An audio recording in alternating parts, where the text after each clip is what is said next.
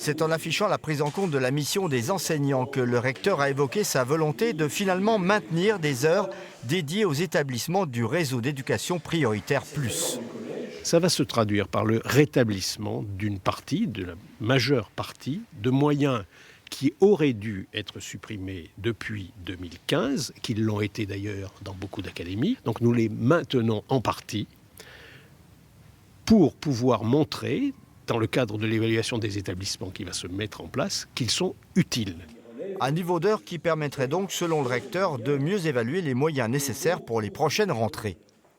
Je souhaiterais faire de l'évaluation et particulièrement de l'auto-évaluation par les acteurs eux-mêmes une sorte de laboratoire qui permettra de prouver mieux à ceux qui en douteraient que ces moyens sont nécessaires parce qu'ils se traduisent par des résultats en hausse chez les élèves.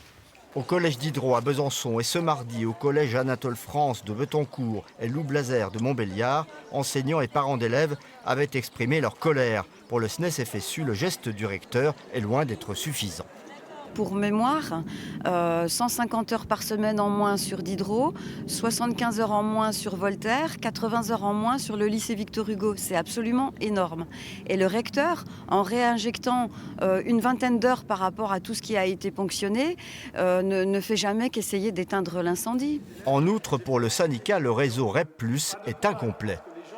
Il n'est pas pensé de l'école primaire jusqu'au lycée, puisque aucun lycée n'en fait partie, et toutes les écoles primaires n'en font pas partie, alors même qu'elles scolarisent des élèves qui sont dans des situations comparables à ceux qui sont dedans. La manifestation prévue dans le quartier planoise en fin d'après-midi a été maintenue.